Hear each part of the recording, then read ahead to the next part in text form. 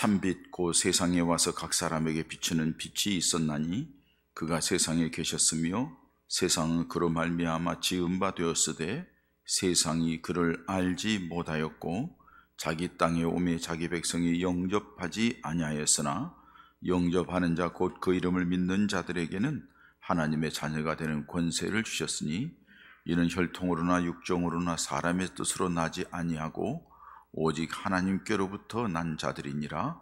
말씀이 육신이 되어 우리 가운데 거하심에 우리가 그의 영광을 보니 아버지 독생자의 영광이요 은혜와 진리가 충만하더라. 아멘. 오늘은 이제 대림절 넷째 주일, 마지막 주일입니다. 그리고 이제 돌아오는 주일은 성탄절이 됩니다. 공교롭게도 오늘이 이 대림절 마지막 주일이고 다음 주일이 성탄절인데 성탄절 하면서 또 마지막 주일이에요. 2022년도. 그래서 지금 이게 복잡하게 지금 얽혀 있고, 그래서 오늘 셋째 주일 찬양 예배 시간에 이제 진금 예배도 드리고, 다음 주는 이제 저 찬양 예배 시간에 발표회도 갖고, 뭐 그때는 또 우리가 성탄절에 항상 임명을 하고 유아세례 주고 뭐 한꺼번에 이렇게 몰려 있어 지금 복잡하게 진행되는데, 아무리 복잡하다 할지라도 여러분, 우리들의 믿음의 초점은 예수 그리스도인 줄 믿습니다. 그렇기 때문에 주님께 초점을 맞추고 주님께서 우리에게 이런 이 과정이 어떤 의미가 있고 우리가 그 주님을 믿는 믿음을 지금 어떻게 우리가 간직하고 있는가를 다시 한번 생각하면서 우리 믿음을 정리하는 그런 시간을 가져야 될 줄 믿습니다. 우리 기독교는 기다림의 종교입니다. 대림절도 오실 주님을 기다리면서 지키는 절기이고, 다시 오실 주님을 어떻게 우리가 맞을까를 준비하면서 기다리는 신앙이 우리들이 기독교 신앙이라고 할 수가 있습니다.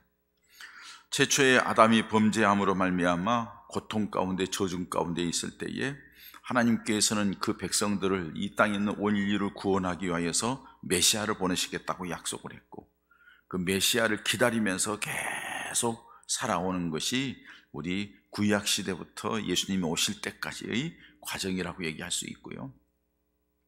예수님이 이 땅에 오셔서 우리들이 모든 죄를 짊어지시고 십자가에 죽으시고 3일 만에 부활하시고 이제 40일 동안 증거를 보이시다가 하나님 나라로 승천하셨어요. 승천하시면서 주님이 또 말씀하십니다. 그 전에도 말씀하셨지만 내가 너희를 떠나는 것이 유익이라. 내가 떠나면 또 다른 보혜사가 와서 너희들에게 내가 너희에게 말한 것 생각나게 하고 가르치고 지키게 할 것이다 하고서 말씀하신 또 다른 보혜사 성령을 기다리라 하고 사도행전 1장에 보면 예수님이 떠나시면서 또 기다리라고 말씀하셔요. 또 그들이 또 기다려요. 그래서 성령의 역사를 체험해요.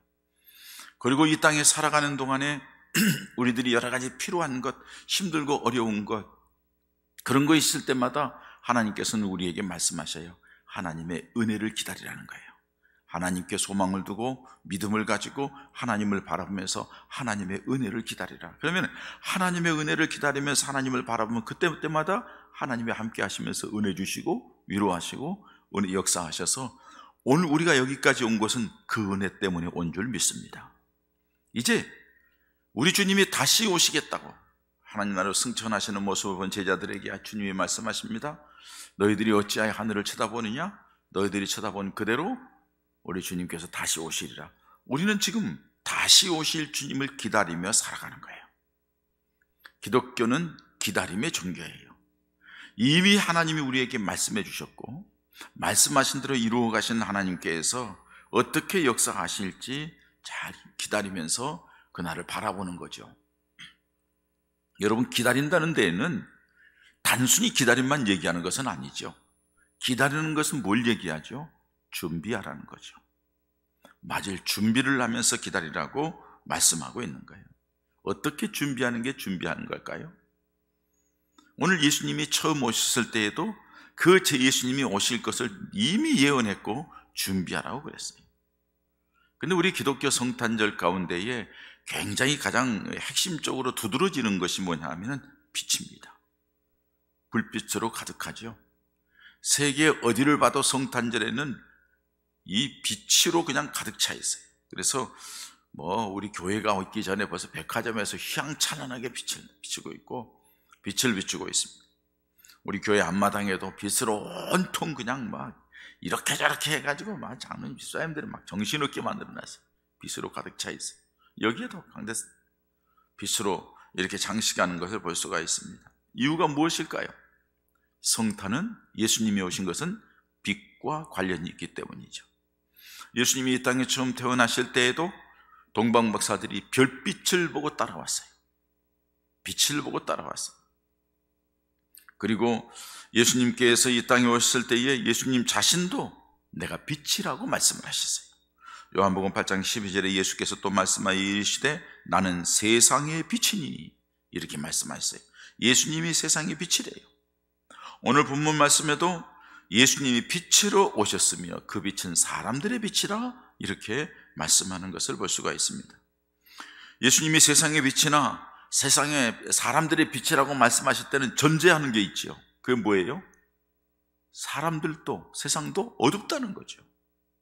어둡기 때문에 빛으로 오셨다는 것을 전제하고 말씀하신다고 할 수가 있습니다. 예수님이 세상의 빛으로 오셨고 그 빛이 세상의 사람들의 빛이라면 사람들에게 어떤 역할을 하는 것일까요? 빛의 역할이 왜 빛으로 오셨을까? 이 빛은 무슨 의미의 빛일까요? 제가 얼마 전에, 몇 년 전에 설교 말씀을 한 것 같아요. 다시 한번 간단하게 요약을 합니다. 요 말씀보다도 그 뒤에 말씀을 더 주로 하기 때문에 먼저는 여러분, 예수님이 빛으로 왔을 때는 생명의 빛으로 왔다는 거죠. 그래서 요한복음 8장 12절에서 나는 세상의 빛이니 나를 따르는 자는 어두움에 다니지 아니하고 생명의 빛을 얻으리라. 예수님이 오신 것은 생명 주시기 위해서 오셨다고 말씀합니다. 이 세상의 사람들의 생명을 살리기 오셨다는 말이에요. 그렇다 하면은 그 전제가 뭐예요? 또 죽어 있다는 얘기죠. 생명의 빛으로 오셨다는 것은 지금 생명을 잃어버렸다는 거예요. 생명의 빛이 없다는 거예요. 생명을 잃어버렸다는 거예요. 여러분, 성경적으로 생명을 잃었다는 것에는 두 가지 의미가 있습니다. 죄와 허물로 말미암아 하나님과 단절된 상태가 되었을 때에 생명을 잃었다, 이렇게 말씀을 하는 거예요. 영적으로 하나님과의 단절된 상태, 하나님과의 관계 없는 상태, 떨어져 있는 상태, 이거는 생명을 잃어버렸다고 말씀하는 거예요.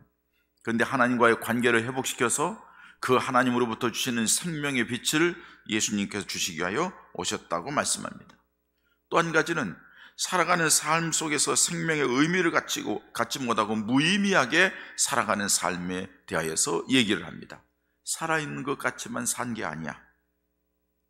이런 사람에게는 자기 자신의 존재 의미가 없고 존재 가치를 느끼지 못하기 때문에 극단적인 선택을 하는 사람들이 많아요. 내가 왜 살아야 되지? 무엇 때문에 살지? 나는 삶의 의미가 없어. 내가 살아봐야 별 볼 일 없어. 나 같은 것은 뭐 별 유익이 없는 것 같아. 이런 사람들이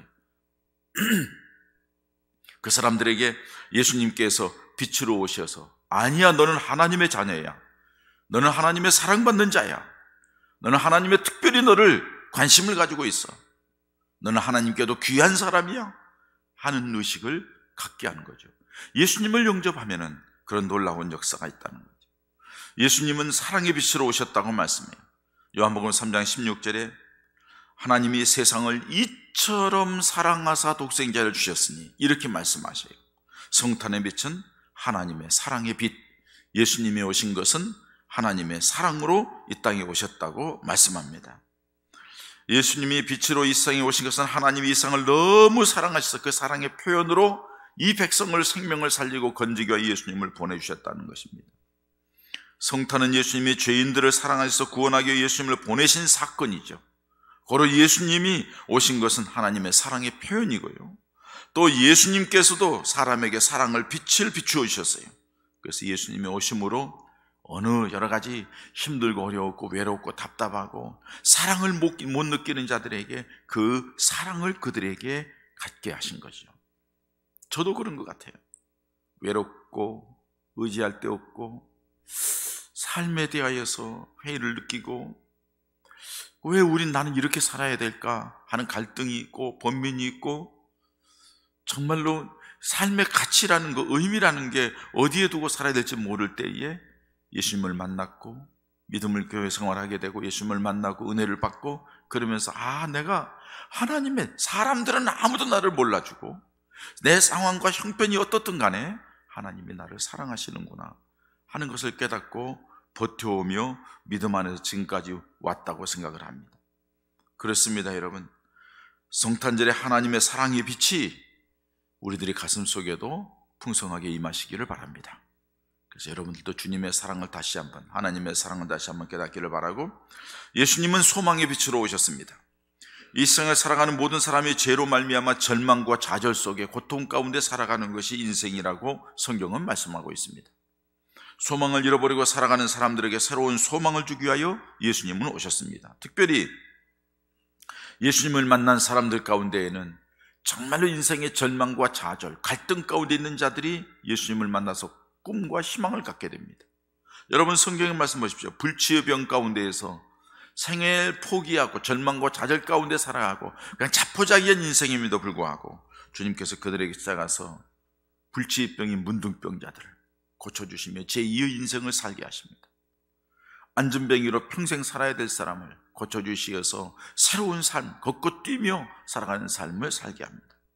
소경으로서 세상을 보지 못한 사람들에게 눈을 뜨게 해주어서 새로운 세상을 보면서 그 하나님이 만드신 창조의 솜씨를 위하여 감사하고 찬양하는 역사를 보게 됩니다. 중풍병으로 평생 살아가는 삶이 고통스러운 사람에게 자유롭게 살아갈 수 있도록 은혜를 주신 사건을 우리가 봅니다. 혈루병으로 희망을 잃어버리고 살아가는 그 여인에게 하나님께서 새로운 삶을 살아가고 기쁨의 삶을 살아가겠던 것을 볼 수가 있습니다. 여러분, 이런 질병들은 불치의 병입니다. 다시는 나올 수 없는, 새로운 인생을 살 수 없는, 그래서 삶을 체념하고 그렇게 살아갈 수밖에 없는 그들이었는데 주님은 그들에게 찾아가셨고 그들을 만나셨고 그들을 치료하셨고 그리고 그들의 인생의 꿈과 소망을 주고 새로운 인생을 살아가게 하신 것이 우리 주님이라는 것입니다. 소망의 빛을 주신 주님이시. 여러분, 그 주님이 우리 주님인 줄 믿습니다. 코로나 위기 속에서 여러 가지 힘들고 어려운 상황 속에서 또 불확실한 경제 지표나 모든 걸 봤을 때 내년도에는 더 어렵다는 불확실한 일들이 너무나도 많이 잠재해 있습니다. 그러나 여러분, 그 가운데서 절망과 좌절하고 힘들고 어려운 가운데 있는 게 아니라 그 속에서도 우리 소망의 주님은 우리에게 다가오셔서 우리의 꿈과 소망을 이루어 가시는 놀라운 역사가 있다는 것을 믿으시기 바랍니다. 그 주님을 바라보시기 바랍니다. 주님께 모든 것이 있어요. 우리는 자꾸 입으로는 인간의 생사복을 주관하시고 역사를 주관하신 하나님이라고 기도는 그럴듯하게 하면서 삶의 현장 속에서 그런 하나님에 대해서 고백하지를 않아요. 여러분들이 생사복을 주관하신 분이 주님이신 줄 믿습니다. 내 능력과 무관하고 내 재주와 무관해요. 내 삶의 환경과 무관해요. 하나님의 길을 여시면 길이 만들어질 줄 믿습니다. 하나님께서 도우시면 역사가 날 줄 믿습니다. 방법이 있을 줄 믿습니다. 하나님께서 하시면 되는 거예요. 우리 하나님께서 하시는 그 모든 놀라운 비밀스러운 일들이 우리 인생 가운데 얼마나 많이 일어났습니까? 근데 우리는 자꾸 잊어버려요.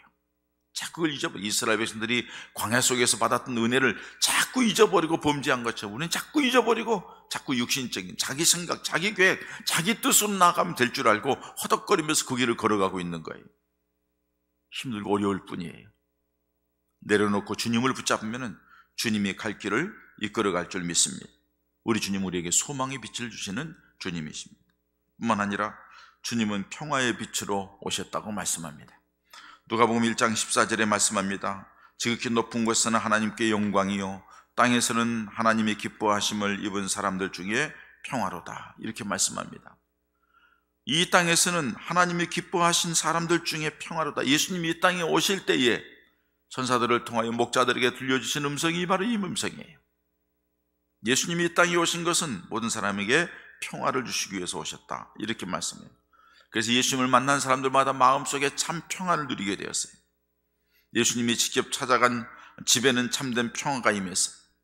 딸이 죽게 되어서 죽었던 야이로의 집에서 슬픔이 난무하고 마음의 상처와 고통과 이 어린애가 이 귀한 딸이 죽은 것 때문에 고통 가운데 있는 그들에게 주님이 살려주실 그 가정에 평화가 임하는 것을 봐요. 하인이 죽어서 아파하는 백부장에게 그 하인 별볼 일 없는 사람을 치료하고 회복해 줌으로써 백부장뿐만 아니라 온 집안에 다시 하나님의 은혜로 평강이 임하는 역사를 볼 수가 있어요. 사람에게 배척당했던 문둥이 시몬의 집에도 주님께서 그를 치료해 주므로 그의 집에 기쁨이 있었고, 그래서 예수님을 모시다 잔치를 벌리는 놀라운 은혜가 그의 가정에도 있었어요. 자기 혼자서 끙끙대면서 외로웠고 힘들고 답답해서 우리 주님 얼굴 보기 위해서 뽕나무에 꽂혀 올라가는, 여러분 세리장이에요. 나이가 그만큼 들었어요. 사회적인 지위도 있어요. 그런데 그 사람이 뽕나무에 올라가서 예수님 얼굴을 보려고 했다? 어떻게 보면 자존심 문제이고, 어떻게 보면 인격의 문제이고, 사람들한테 여러 가지로 눈총을 받는 문제인데도 그게 중요하지 않다는 거예요. 주님 한번 얼굴 보고 싶은 것이 자기 마음속에는 너무 간절했던 거예요. 왜? 그만큼 자기 인생이 퍽퍽한 거예요. 힘든 거예요. 의지할 데 없고 바라볼 데 없는 거예요.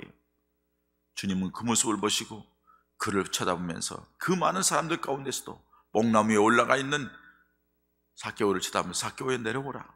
오늘 내가 너희 집에 유하리라. 그 집에 들어갔고, 삭개오는 기쁨과 감사와 평강이 그에게 임했고, 자기가 하나님 앞에 자기 절반을 떼어서 가난한 사람에 줄 것이며 누굴 토속했으면 사배를 받겠습니다 하면서 그냥 그 마음속에 기쁨과 평안을 얻게 해주는 것을 볼 수가 있습니다. 여러분, 우리에게도 마찬가지인 줄 믿습니다. 여러분들의 마음속에 주님이 오셨나요? 주님이 계시나요? 주님이 계신다면 왜 이렇게 불안합니까? 왜 이렇게 답답합니까? 왜 이렇게 힘듭니까? 왜 이렇게 절망해 있습니까? 왜 이렇게 방황합니까? 어디에다가 여러분들 초점을 맞추고 있습니까? 다시 우리 주님께 초점을 맞춥시다. 성탄절이 다가오면서 다시 우리 주님께 초점을 맞추고 그 주님을 우리 심령 속에 모셔서 우리 주님이 주시는 그 은혜, 그 평강, 그 기쁨, 그 위로, 그 놀라운 하나님이 함께 하시는 증거들을 간직하는 우리 가족들 되시기를 축복합니다. 우리 교회도 주님이 함께 해야만이 이 교회에 참 평안이 있습니다. 이 나라에도 주님의 은혜가 임해야만이 참 평화가 있는 줄 믿습니다. 주님은 평화의 빛으로 오셨기 때문입니다. 근데 여러분, 예수님이 빛으로 오실 때 사람들의 반응은 어떠했습니까? 오늘 본문 말씀 보면은 나와 있죠. 예수님이 이 땅에 오셨는데 10절 하반절에 보니까 예수님을 알아보지도 못했다고 말씀합니다. 예수님이 이 땅에 오셨는데 예수님을 알아보지 못했다는 것은 무슨 의미죠? 그들은 하나님의 예언하신 말씀에 대해서 무지했다는 뜻입니다. 하나님의 예언하신 말씀, 메시아가 올 것이라고 누누이 예언하고 말씀해 주셨는데 그 말씀에 대해서 몰랐다는 거예요. 아니, 어떻게 보면 선지자가 통하여서 예언한 말씀을 몰랐을 뿐만 아니라 하나님의 말씀에 대하여서 무관심했다고 해도 과언이 아닐 거예요. 하나님의 말씀에 대해서 무관심했다는 것은 다른 말로 표현하면은 다른 것에 관심을 가지고 있었다는 것을 얘기를 하는 거죠. 주님에 대해서 관심 없었다는 거예요. 다른 것에 관심이 있었다는 거예요. 여러분, 우리들도 마찬가지 아닐까요? 성탄절이 되고 주일날이 되고 다시 오실 주님을 기다리는 것이 우리 신앙생활인데, 하나님의 은혜만이 있어야만이 우리가 산다고 고백하는데, 우리는 와서는 그럴듯하게 얘기하면서 살아가면서 별로 그 하나님 앞에 대해서, 말씀에 대해서 잘 몰라요. 몰라도 신앙생활 할 수 있고 교회 나오면 신앙생활인 줄 알아요. 관심을 그렇게 가질 여유가 없어요. 왜? 세상적으로 가득 차 있기 때문에 관심을 가질 여유가 없어요. 사람들은 여러분, 살아가면서 동시에 두 가지 하기가 어렵다고 얘기를 합니다. 근데 우리 장인어른께서는 우리 집사람한테 항상 집사람이 그 얘기를 해요. 야, 일을 하면서 하나만 하지 말고 두 가지를 해라. 손으로 돌리면서 머리를 쓰고 머리로 생각을 하고 뭘 하면서 또 다른 걸 생각하면서 항상 그렇게 살아야지 지혜로운 거다 하고 집사람한테 가르쳤다고 우리 집사람이 얘기하더라고요. 대단한 분이시죠? 그게 쉽지가 않아요. 근데 여러분, 정말로 쉽지 않은 것은 뭐냐 하면은 육신의 관심을 가지고 있으면서 영적인 두 가지의 관심을 간다는 것, 이게 쉽지가 않아요. 이게 정반대거든요. 육신은 영과의 관계를 자꾸 어긋나게 만드는 거거든요. 우선순위가 있어야 된다는 거예요. 영적인 관심을 가지고 그것을 위하여 육신이 쫓아가게 만들든지, 육신적인 관심을 가지고 영을 따라가게 만드는데, 근데 육신적인 관심을 가지고 영은 따라갈 수가 없어요. 이거는 그렇게 만들어져 있어요. 영적인 관심을 가져야 육신이 끌려가고서 될 수가 있는데 사람은 영과 육을 동시에 한다는 것 참 어려운 거예요. 예수님에 대해서 알아보지 못했다는 것은 세상적인 것에 관심을 가졌다는 것이고 영적인 것에는 별로 관심을 가질 수 없었다는 것을 얘기합니다. 마음과 생각을 세상적인 것에 빼앗겼다는 거죠. 먹고 살기 힘들고 피곤하고 외롭고 이 속박 속에서 어떻게 살아갈까, 로마의 압제 속에서 우리가 어떻게 좀 이렇게 살아볼까, 거기에다만 관심을 가지고 있었다는 거죠. 예수님에 대한 관심보다도 육신적인 것, 세상적인 것에 관심을 가졌기 때문에 성탄의 기쁨도 의미도 모른 채 막연하게 신앙생활하는 사람들 우리에게도 많잖아요. 성탄절이 연중 행사로 끝나는 것이 아니라 이 성탄절의 의미가 우리들의 매일매일의 삶 속에 주님이 나를 위하여 오셨고 그 주님을 인하여 내가 지금 살아있다, 나는 주님의 은혜의 빛 가운데 살아야만이 살 수 있다는 고백이 있어 그 속에서 하나님이 주신 은혜를 맛보며 살았는데 그러지 않는다는 거죠. 예수님은 알아보지 못하는 거예요. 여러분, 주님이 여러분들에게 이 시간도 찾아오셨는데 알아보지 못할 수 있습니다. 예배는 형식이고 내 마음에는 지금 그 이외에 있을 다른 어떤 곳으로 가득 차 있기 때문에 그 결과는 주님이 이 땅에 다시 오실 때에도 알아보지 못할 수 있다는 사실입니다. 연평도에 임직식이 있어서 임직식을 향하여서 우리 노예 임원들하고 노예 관계자들이 들어갔어요. 그런데 그때에 북한에서 포를 쏜 거예요. 포를 펑펑 쏘니까는요, 거의 목사님들이 서로 얘기하기를 뭐라고 얘기했냐면은, 우리 온다고 환영식 하나 봐. 우리 온다고 군대에서 환영하나 보면 축포를 쏘나 봐. 해병이 같이 있었건 해병대 휴가 나왔다 들어간 사람이 이런 적이 있었나니까 이런 적이 없었는데 희한하게 글쎄요 그러네요 하고서 딱 배를 정착하는데 여기저기서 연기가 나고 불이 나고 아비규환이 일어난 거예요. 가던 배가 다시 돌아온 거예요. 사람을 태우고 그냥 다시 돌아온 거예요. 정착하지도 못하고 바깥에 나와있던 몇 사람 타려고 하는 사람들을 급히 태우고 그냥 내려온 거예요. 내리지 못하고. 임시식 못했어요? 여러분, 포소리 들어보지 못한 사람, 전쟁에 대해서 이렇게 포소리 들어보는 사람 축포인지, 왜? 예포 쏘는 건 들었거든. 대통령이 취임할 때 펑펑 쏘는 거, 예포 쏘는 건 들었거든. 막연히 그렇게 생각할 수 있다는.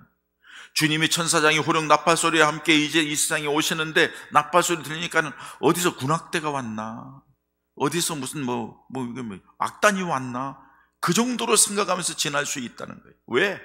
별로 관심이 없기 때문에. 우리 한번 생각해 볼 필요가 있다는 겁니다.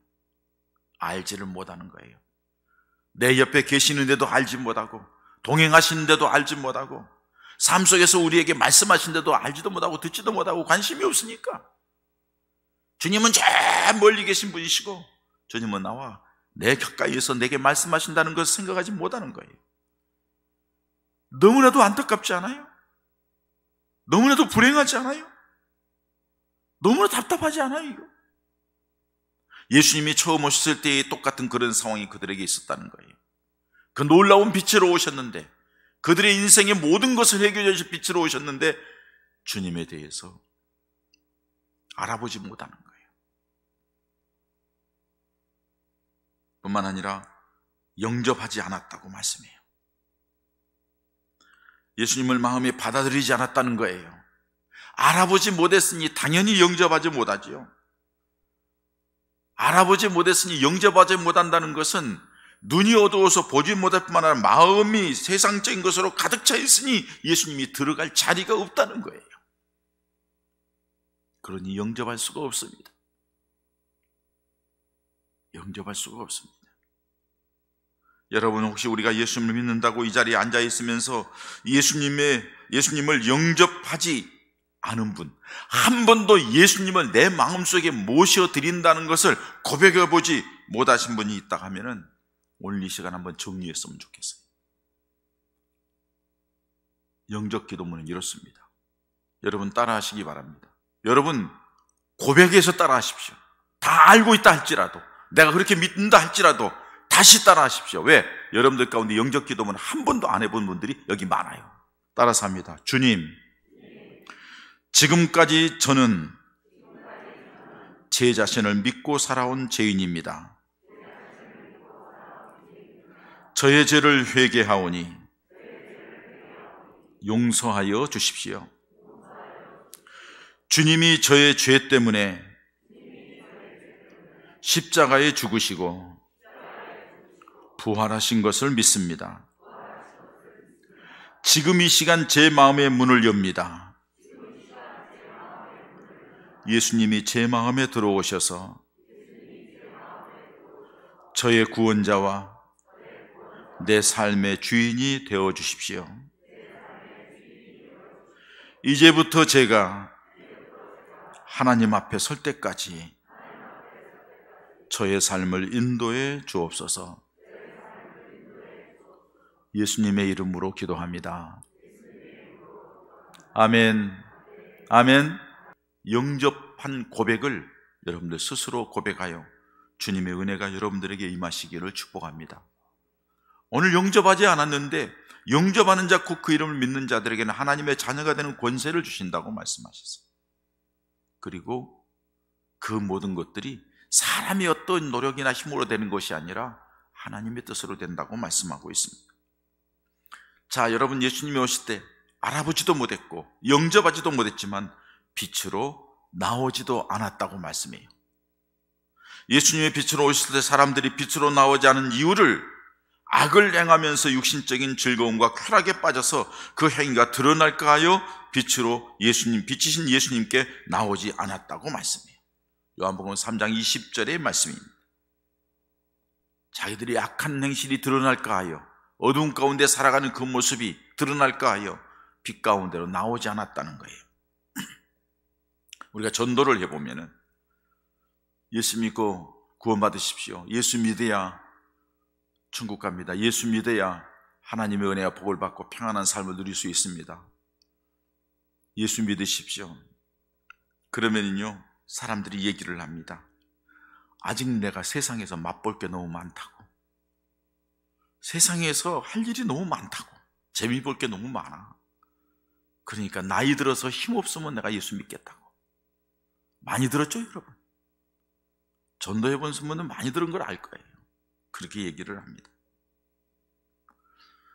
이것이 세상 사람들의 모습입니다.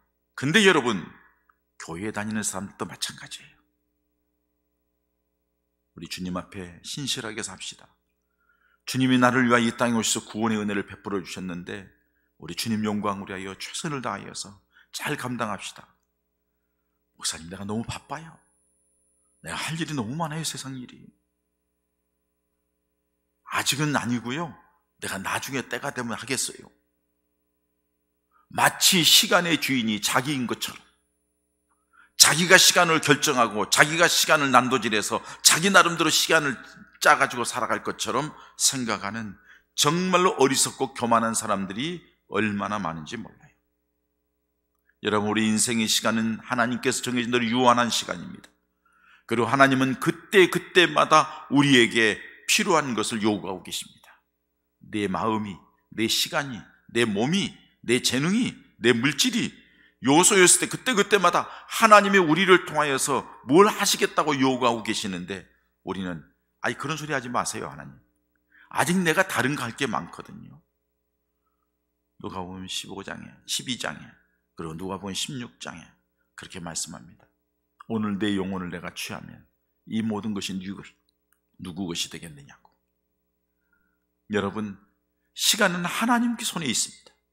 생명은 하나님의 손에 있습니다. 우리 인간의 생과 사, 화와 복 다 하나님의 손에 있습니다. 믿습니까? 그렇다면 하나님 중심이 돼야 됩니다. 주님 중심이 돼야 한다는 사실입니다. 우리가 예수 그리스도를 구주로 믿고 하나님의 구원받은 백성이라 하면은 빛 가운데 살아가면서 세월을 아껴야 하고 지금부터 최선을 다해 신앙생활 하면서 하나님께 기쁨이 되고 하나님께 영광 돌리는 일에 관심과 초점을 맞춰야 될 것입니다. 그때마다 성탄의 기쁨이 우리에게 새롭게 임할 것이고 다시 오실 주님을 만날 준비를 하는 지혜로운 믿음의 사람이 될 것입니다. 여러분, 빛 가운데 나오지 않은 결과가 어떻습니까? 결국에는 어두운 가운데 사는 거죠. 어두운 가운데 산다는 것은 죄 사함이 없다는 거예요. 죄 가운데서 지배를 받고 살아간다는 거예요.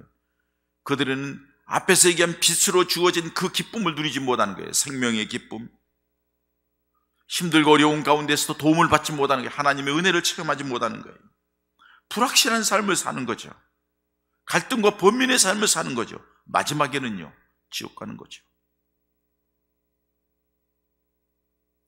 예수님의 빛이신 예수님을 알아보고 그 예수님의 빛 대신 예수님을 나의 주님으로 영접한 결과는 어떻습니까? 빛이신 예수님이 내 안에 오셔서 내 삶에 새로운 비전을 주는 거예요. 어둠에 다니지 아니하고 기쁨과 감사와 평강과 주님이 함께 하시는 그 은혜 속에 힘을 얻어 승리하는 삶을 살아갈 수밖에 없다는 사실. 꿈과 소망을 안고 살아가는 거예요. 다시 만날 주님 앞에 기대를 가지고 살아가는 거예요. 그 사람은 영원한 하나님 나라에 갈 수밖에 없는 존재가 된다는 겁니다. 이게 우리들의 믿음의 생활입니다. 성탄절을 맞으면서 여러분들에게 어떤 느낌이 드나요? 해마다 오는 성탄절인데 뭐 그렇습니까? 성탄절을 맞으면서 다시 한번 우리 믿음을 점검해 보면서 대림절 이 마지막 주일에 주님 앞에 내 모습이 어떤가? 내가 주님 앞의 관계 속에서 그 주님을 내가 지금 어떻게 관계를 맺고 있는가? 내가 그 주님을 어떻게 모시고 있는가를 다시 한번 돌아보면서 빛이 이 세상에 왔을 때 알아보지도 못하고 영접하지도 아니하고 나오지도 않아요. 결국에는 어두운 가운데 죄악 가운데 막연히 육신만을 위해서 헐떡거리며 살아가는 불쌍한 인생으로 마칠 것인지, 아니면은 그 주님 안에서 주님이 주시는 위로와 평강과 기쁨과 은혜와 감사와 감격 속에서 내 삶의 환경은 다 그렇다 할지라도 주님이 내게 주신 그 은혜 속에서 이런 것들은 중요하지 않아. 주님께서 주시는 그 은혜가 내게 중요해. 주님이 내게 중요해 했더니 주님은 나의 필요를 채우시며 나에게 은혜와 기쁨과 평강과 하나님의 놀라운 역사로 함께 하시는 증거들을 주시는 그 은혜 속에 감사와 기쁨이 넘치는 우리 여봉 가족들 되시기를 주님의 이름으로 축원합니다. 축원합니다. 이 시간 함께 기도하십시다.